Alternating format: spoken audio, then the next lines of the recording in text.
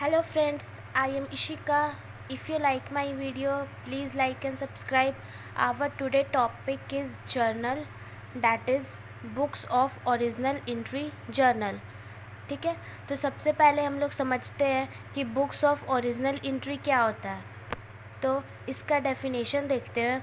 The books in which a transaction is recorded for the first time from a source document are called books of original entry.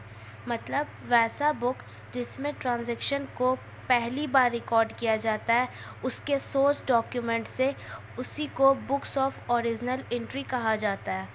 ठीक है, फिर journal समझते हैं कि journal क्या होता है। तो इसका डेफिनेशन देखते हैं, दिया हुआ है। Journal is one of the basic books of original entry in which the transactions are recorded first of all as and when they take place. मतलब जर्नल एक वैसा बुक्स ऑफ ओरिजिनल एंट्री है, मतलब ये जो बुक्स ऑफ ओरिजिनल एंट्री है ना, उसमें से जर्नल एक वैसा बुक है जिसमें ट्रांजैक्शन को रिकॉर्ड किया जाता है पहली बार। ठीक है, तो आगे हम लोग जर्नल का प्रैक्टिकल क्वेश्चंस करेंगे। बहुत सारे प्रैक्टिकल क्वेश्चंस दिया गया, उस प्रैक्टिकल क्वेश्चंस को करेंगे। उसको सॉल्व करने के लिए कुछ रूल्स पढ़ेंगे। ठीक है, तो वही दिया गया है कि रूल्स ऑफ जर्नलाइजिंग, मतलब जर्नल के क्वेश्चन को सॉल्व करने के लिए कुछ रूल्स दिया गया है। इसके लिए हमें रूल समझना है। फिर उसके मतलब प्रैक्टिकल क्वेश्चन को सॉल्व करने के लिए 2 रूल मैं आपको बताऊंगी। उस 2 रूल के हेल्प से आपको क्वेश्चन को सॉल्व करना है। ठीक है, तो एक एक करके समझते हैं। सबसे पहले समझते हैं रूल्स ऑफ जर्नलाइजिंग। तो इसमें क्लासिफाई किया गया है अकाउंट्स को। आप देख सकते हो लिखा गया है क्लासिफिकेशन ऑफ अकाउंट्स। 2 तरीके से क्लासिफाई किया गया है। पहला है हमारा पर्सनल अकाउंट और दूसरा है इम्पर्सनल अकाउंट। फिर इम्पर्सनल अकाउंट को 2 कैटेगरी में डिवाइड किया गया है। पहला है रियल अकाउंट्स और दूसरा है नॉमिनल अकाउंट्स। हम लोग एक एक करके समझेंगे कि पर्सनल अकाउंट क्या होता है, रियल अकाउंट क्या होता है, नॉमिनल अकाउंट क्या होता है। ठीक है, उसके पहले 2 रूल समझ लेते हैं। 2 रूल मैंने आपको बताया कि जर्नल में आगे हम प्रैक्टिकल क्वेश्चंस करेंगे, तो मैं आपको उसके लिए 2 रूल बताऊंगी। ठीक है, उस 2 रूल के हेल्प से आपको क्वेश्चन सॉल्व करना है सारा। तो फर्स्ट रूल आप देख सकते हो लिखा गया है गोल्डन रूल ऑफ जर्नल। ये पहला रूल है। ठीक है, गोल्डन रूल ऑफ जर्नल ये फर्स्ट रूल है।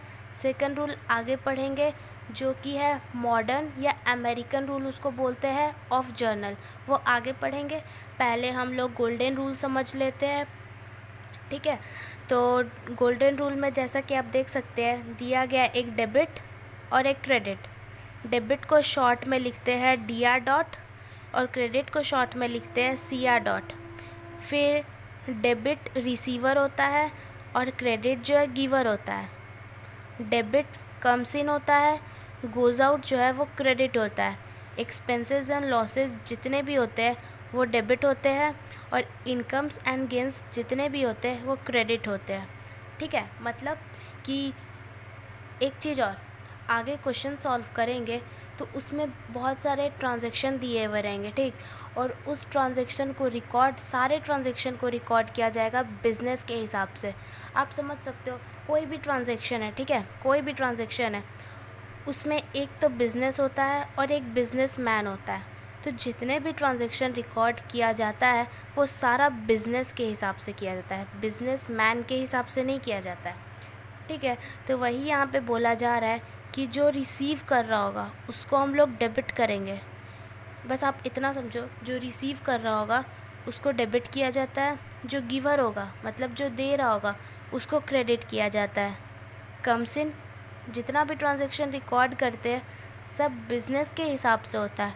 और कम्स इन कहने का मतलब है कि बिज़नेस में अगर कुछ भी कम्स इन हो रहा है, मतलब बिज़नेस में अगर कुछ भी आ रहा है तो उसको डेबिट करते हैं। गोज़ आउट, मतलब बिज़नेस से कुछ भी जा रहा होता है तो उसको क्रेडिट किया जाता है। गोज़ आउट मतलब जा रहा है, और जितना सारा ट्रांजैक्शन किसके हिसाब से देखा जाता है, बिज़नेस के हिसाब से। मतलब बिज़नेस से अगर जा रहा है तो उसको हम लोग क्रेडिट करते हैं। एक्सपेंसेस एंड लॉसेस तो आपको पता ही होगा, जितना भी एक्सपेंस हो रहा है, खर्च हो रहा है, घाटा हो रहा है, उसको डेबिट किया जाता है। और जितना भी इनकम्स एंड गेंस, मतलब जितना भी फ़ायदा हो रहा है, सबको क्रेडिट किया जाता है। बस आपको इतना समझना था, गोल्डन रूल बस इतना ही था। एक चीज़ और आप यहाँ देख सकते हो, लिखा हुआ है पर्सनल अकाउंट, रियल अकाउंट और नॉमिनल अकाउंट, जो कि ऊपर था personal account, real account, nominal account. ये तीनों क्या होता है हम लोग आगे समझेंगे, ठीक है। फिर यहाँ पे पर्सनल अकाउंट, रिसीवर या गिवर जो है वो दोनों पर्सनल अकाउंट की कैटेगरी में जाता है। कम्स इन और गोज़ आउट जो है वो रियल अकाउंट की कैटेगरी में जाता है। और एक्सपेंसेस एंड लॉसेस या incomes and gains nominal account की कैटेगरी में जाता है। बस आपको इतना समझना है, ठीक है। नेक्स्ट देखते हैं। नेक्स्ट है, जैसा कि मैंने आपको बताया था कि जो रिसीवर होता है उसको डेबिट करते हैं, जो गिवर होता है उसको क्रेडिट करते हैं, जो कम्स इन होता है बिज़नेस में जो आता है उसको डेबिट करते हैं, जो गोज़ आउट होता है बिज़नेस से जो जाता है उसको क्रेडिट किया जाता है, जितना भी एक्सपेंसेस होता है उसको डेबिट किया जाता है, और जितना भी गेंस होता है उसको क्रेडिट किया जाता है, जैसा कि मैंने आपको पहले बताया, ठीक है। तो वही पॉइंट में दिया गया है कि debit the receiver and credit the giver, मतलब जो रिसीव कर रहा होगा उसको डेबिट करेंगे और जो दे रहा होगा गिवर होगा उसको क्रेडिट करेंगे। Next, debit what comes in and credit what goes out, जो बिज़नेस में आ रहा होगा उसको डेबिट किया जाएगा और जो बिज़नेस से जा रहा होगा, गोज़ आउट मतलब जा रहा होगा, उसको क्रेडिट किया जाएगा। Debit all expenses and losses and credit all incomes and gains, जितना भी एक्सपेंसेस या लॉसेस हो रहा होगा उसको डेबिट किया जाएगा, जितना भी इनकम्स या गेंस होगा उसको क्रेडिट किया जाएगा। मैंने आपको पहले ही बताया, ये बस पॉइंट्स में दिया गया, आपको याद रखना है, ठीक है।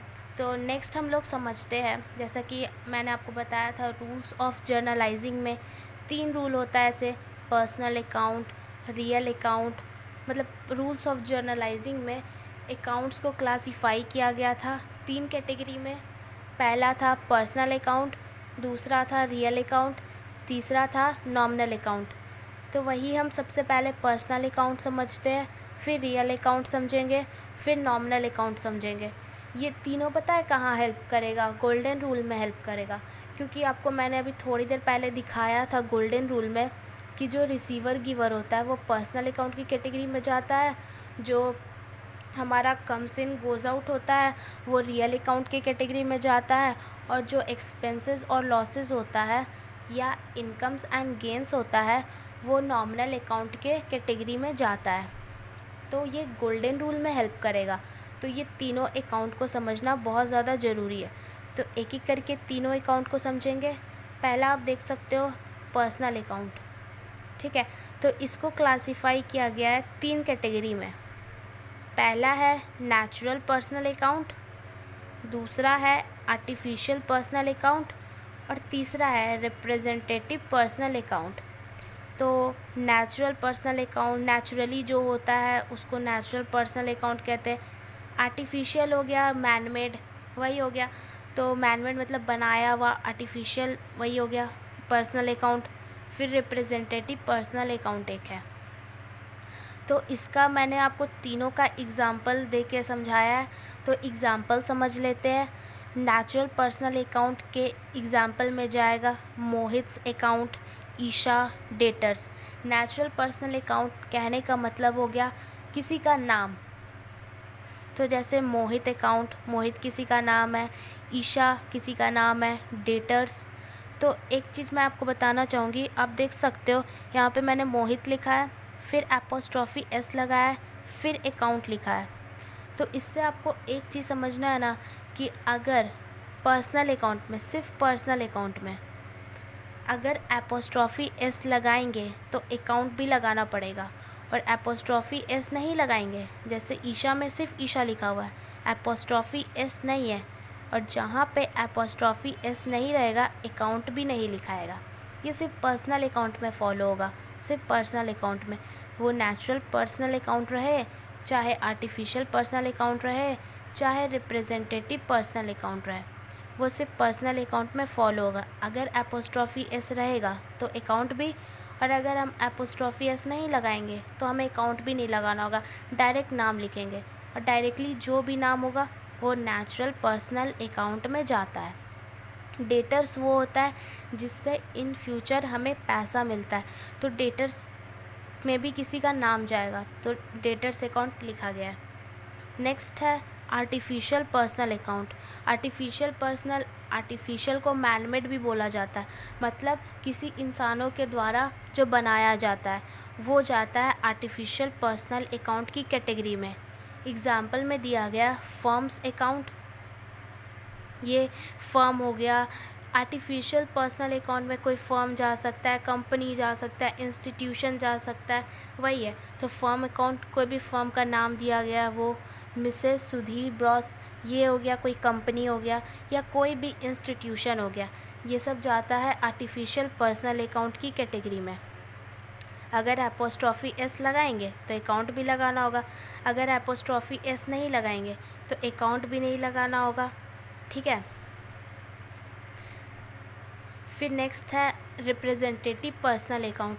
इसमें जाता है आउटस्टैंडिंग सैलरीज अकाउंट या प्रीपेड रेंट अकाउंट।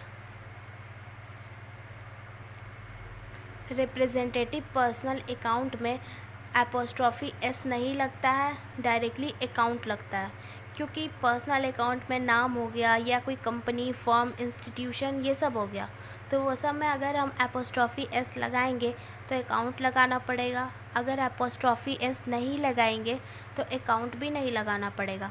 तो यहाँ रिप्रेजेंटेटिव पर्सनल अकाउंट में एग्जांपल दिया गया है outstanding salaries account, prepaid rent account.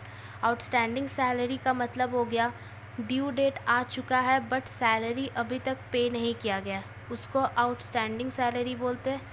Prepaid rent का मतलब हो गया कि ड्यू डेट आने से पहले ही रेंट पे कर दिया गया है, ठीक है। आउटस्टैंडिंग मतलब ड्यू डेट आ चुका है बट अभी तक पेमेंट नहीं किया गया है, और प्रीपेड मतलब ड्यू डेट आने से पहले ही पेमेंट कर दिया गया हो, तो उसको हम लोग प्रीपेड कहते हैं।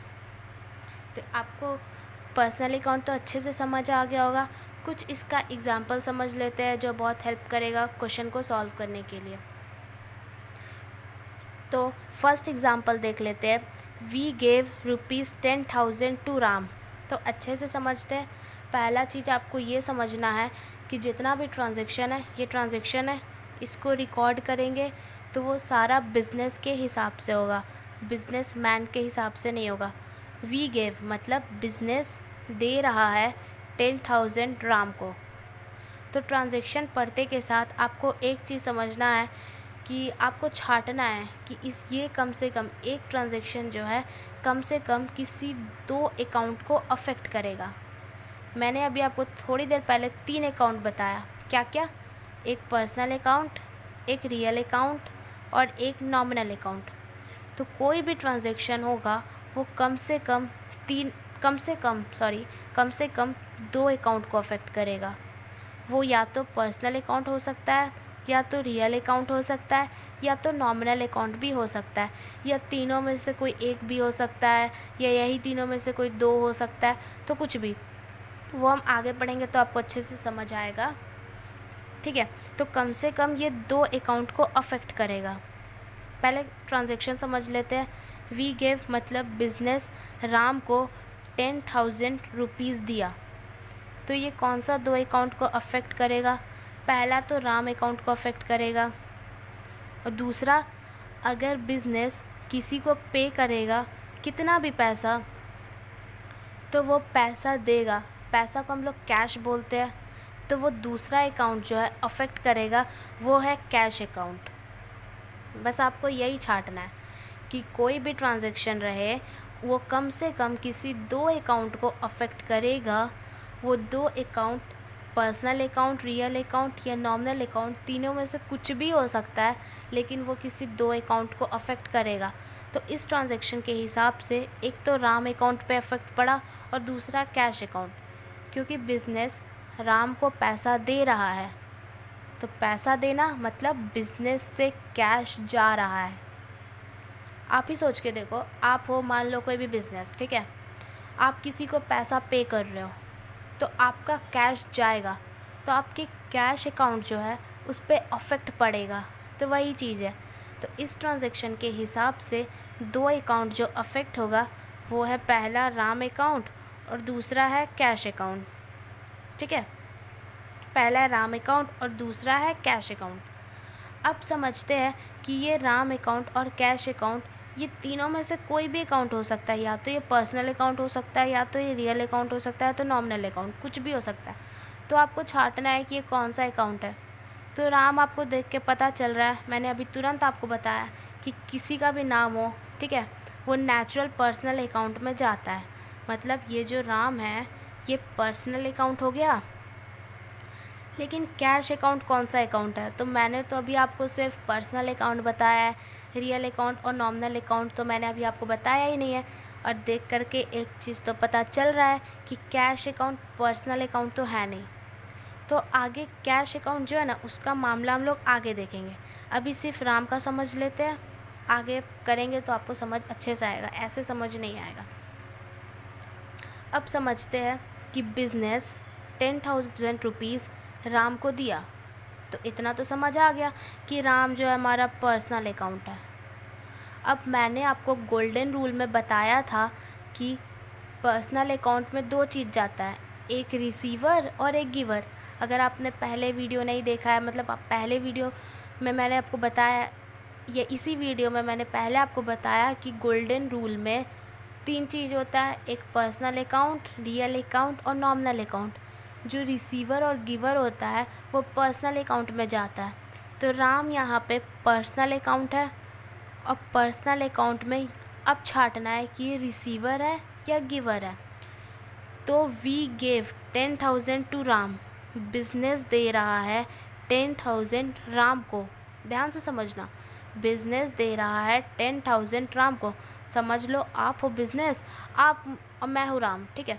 आपने मुझे 10,000 रुपीज़ दिया, तो राम मैं हूँ, मैंने रिसीव किया आपसे। तो मैंने रिसीव किया, तो राम जो है एज ए रिसीवर की तरह काम कर रहा है। और मैंने आपको बताया था कि जो रिसीवर होता है उसको डेबिट करते हैं, इसलिए राम को यहाँ पे डेबिट किया गया है।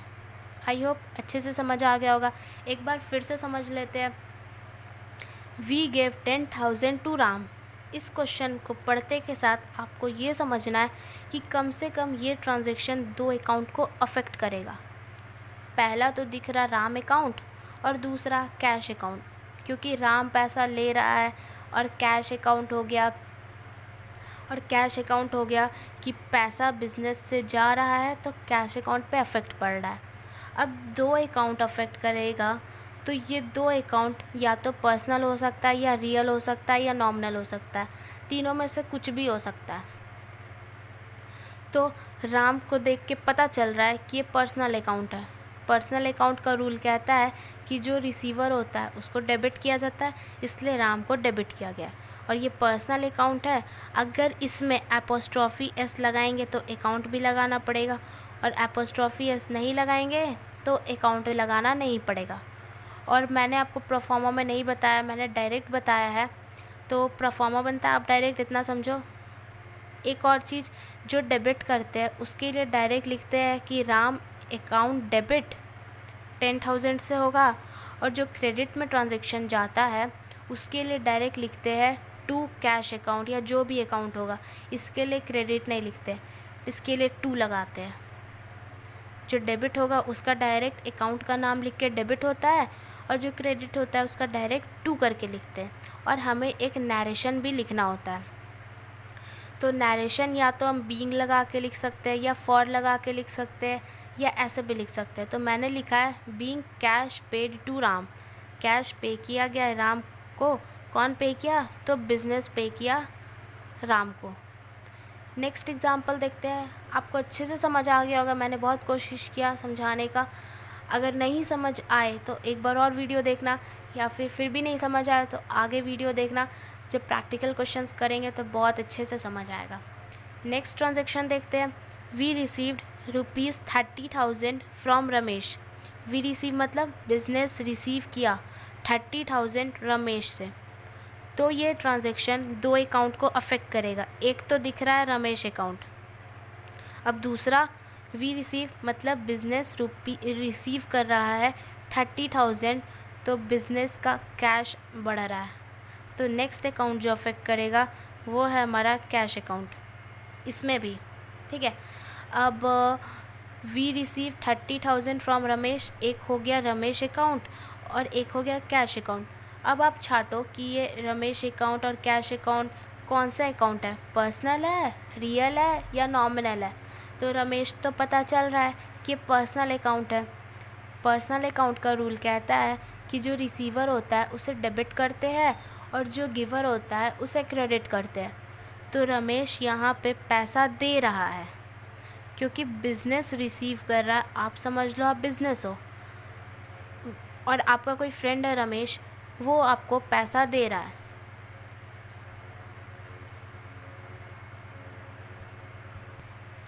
ठीक है, तो समझ लो आपका कोई फ्रेंड है रमेश, उससे आप रिसीव कर रहे हो 30,000, तो आप रिसीवर की तरह काम कर रहे हो, लेकिन जो आपका फ्रेंड रमेश है वो एक गिवर की तरह काम कर रहा है। तो यहाँ पर एक रमेश अकाउंट पे अफेक्ट पड़ रहा है और ये एक गिवर की तरह काम कर रहा है। तो रियल अकाउंट का रूल कहता है कि जो गिवर होता है उसे क्रेडिट किया जाता है, इसलिए टू रमेश अकाउंट क्रेडिट किया गया है। डेबिट के लिए डायरेक्ट जो भी अकाउंट रहा डेबिट, और क्रेडिट के लिए टू लगा के क्रेडिट किया जाता है। तो to Ramesh account 30,000, apostrophe S है इसलिए अकाउंट है। फिर नरेशन लिखा जाएगा, being cash receive from Ramesh, business ने कैश रिसीव किया रमेश से।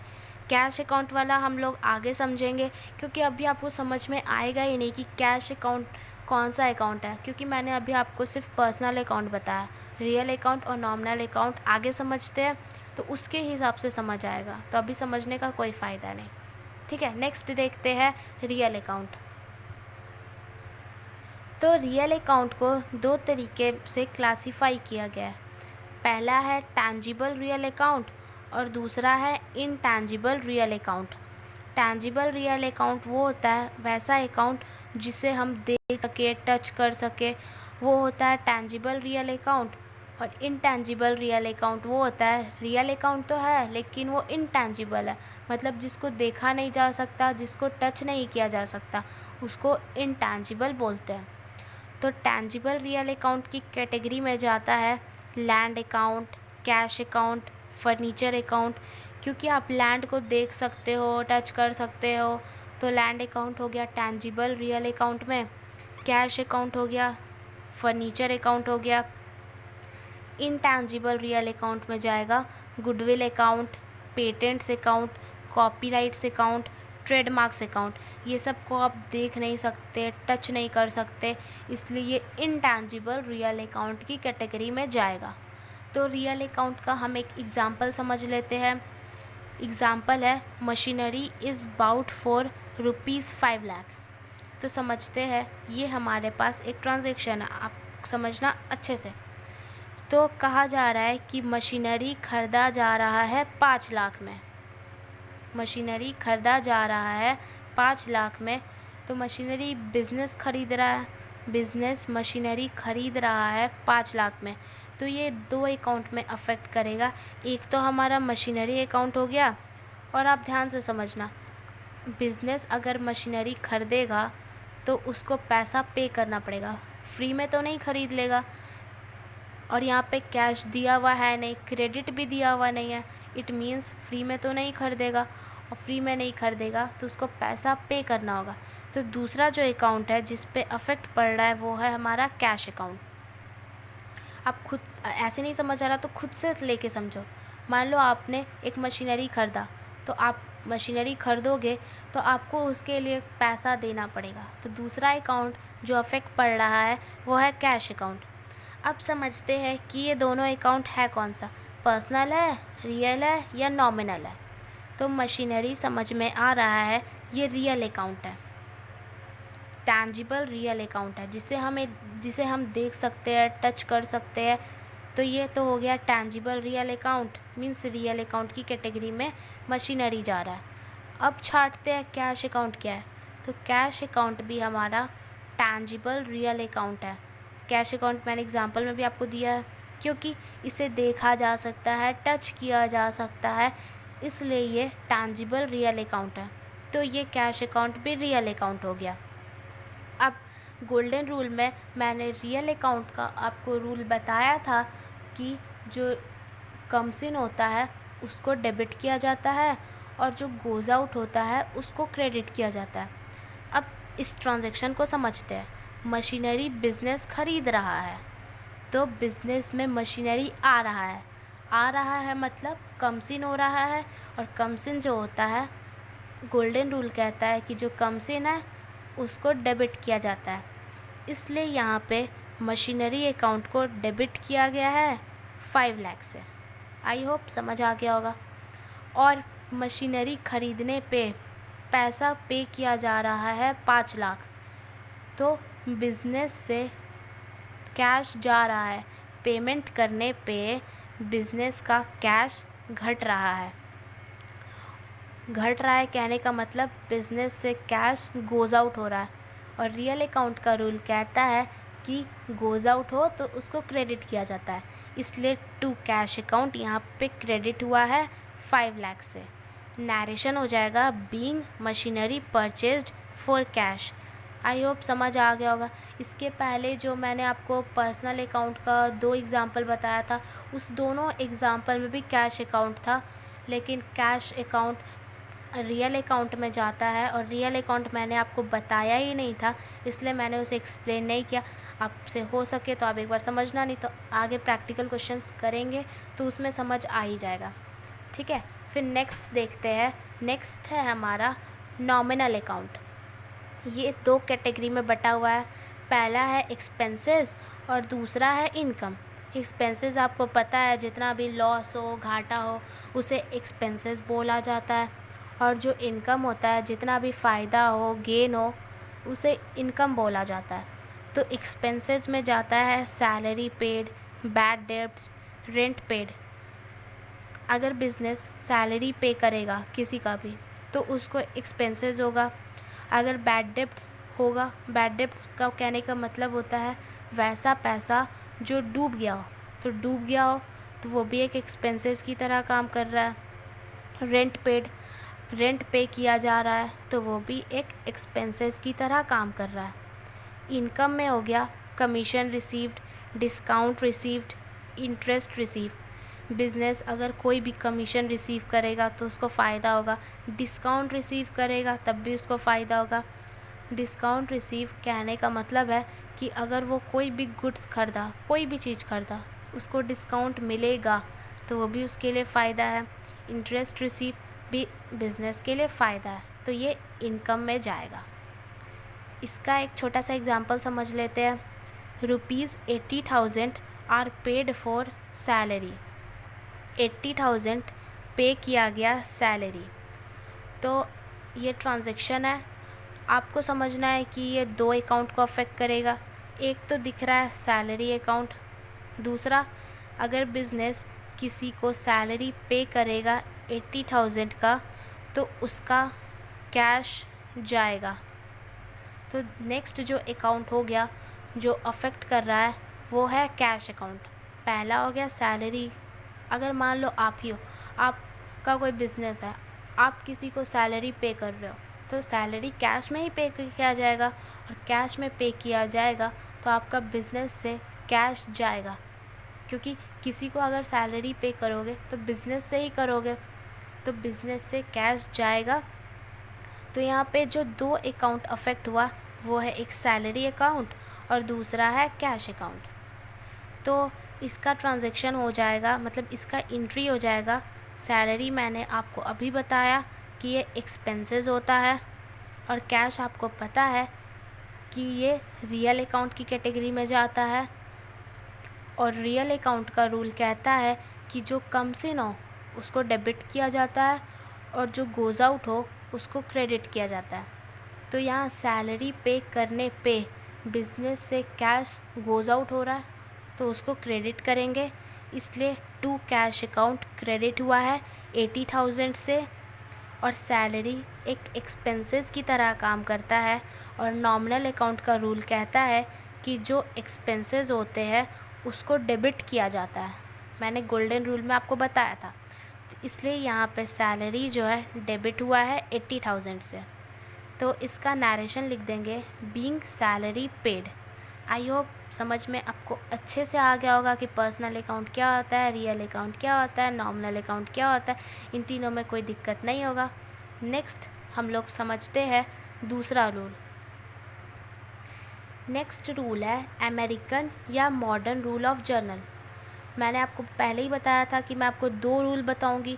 पहला था हमारा गोल्डन रूल ऑफ जर्नल, जिसमें 3 अकाउंट यूज़ हुआ था, पर्सनल, रियल और नॉमिनल अकाउंट। ये रूल बिल्कुल उस रूल से अलग है। उस रूल से इस रूल को कोई लेना देना नहीं है, इस रूल से उस रूल को कोई लेना देना नहीं है, दोनों बिल्कुल अलग है। तो ये रूल समझते हैं। इसमें बस आपको ये 5 चीज़ जो है ना समझना है, एक एक करके समझते हैं। पहला है एसेट्स, दूसरा है लायबिलिटीज़, तीसरा है कैपिटल, चौथा है इनकम, पांचवा है एक्सपेंसेस। अब एसेट्स क्या होता है वो समझते हैं। इन फ्यूचर जिससे पैसा मिले उसको एसेट्स बोला जाता है। लायबिलिटीज़ वो होता है जिसको इन फ्यूचर पैसा पे करना हो, इन फ्यूचर पैसा पे करना हो उसको लायबिलिटीज़ बोला जाता है। कैपिटल हो गया वैसा पैसा, वैसा पूंजी जो बिज़नेस में लगाया गया हो, उसको कैपिटल बोलते हैं। इनकम आपको पता है फ़ायदा को बोलते हैं, एक्सपेंसेस घाटा को बोलते हैं। ठीक है, तो ये 5 क्या होता है आपको समझ आ गया होगा। ये समझते हैं, ये है इंक्रीज़ और ये है डिक्रीज़। मतलब जब एसेट्स इंक्रीज़ हो तो उसको डेबिट करते हैं, जब एसेट्स डिक्रीज़ हो तो उसको क्रेडिट करते हैं। लायबिलिटीज़ जो है जब इंक्रीज़ हो तो उसको क्रेडिट करते हैं, लायबिलिटीज़ जब डिक्रीज़ हो तो डेबिट करते हैं। कैपिटल इंक्रीज़ तब क्रेडिट, कैपिटल डिक्रीज़ तब डेबिट। इनकम इंक्रीज़ तब क्रेडिट, इनकम डिक्रीज़ तब डेबिट। एक्सपेंसेस इंक्रीज़ तब डेबिट, एक्सपेंसेस डिक्रीज़ तब क्रेडिट। या ऐसे बोलो, एसेट्स और एक्सपेंसेस जब इंक्रीज़ करे तो डेबिट, और जब यही एसेट्स यही एक्सपेंसेस डिक्रीज़ करे तो क्रेडिट। और लायबिलिटीज़, कैपिटल और इनकम जब इंक्रीज़ हो तो क्रेडिट, और लायबिलिटीज़, कैपिटल और इनकम जब डिक्रीज़ करे तो डेबिट। बस आपको इतना सा समझना है। आगे हम क्वेश्चंस करेंगे तो हम अच्छे से समझेंगे कि क्या कैसे मतलब कहाँ यूज़ हो रहा है। अभी बस आपको इतना समझना है कि एसेट्स आप याद कर लो बस, इंक्रीज़ तो डेबिट, एक्सपेंसेस इंक्रीज़ तब डेबिट, एसेट्स या एक्सपेंसेस जब डिक्रीज़ तब क्रेडिट, और ठीक उल्टा लायबिलिटीज़, कैपिटल और इनकम होता है। आई होप आपको गोल्डन रूल, मॉडर्न रूल दोनों बहुत अच्छे से समझ आ गया होगा। नेक्स्ट वीडियो में हम क्वेश्चंस देखेंगे जो ये सब रूल जो जितना भी मैंने आपको थ्योरी बताया उससे बहुत ईज़िली सॉल्व होगा। तो नेक्स्ट वीडियो में मिलते हैं।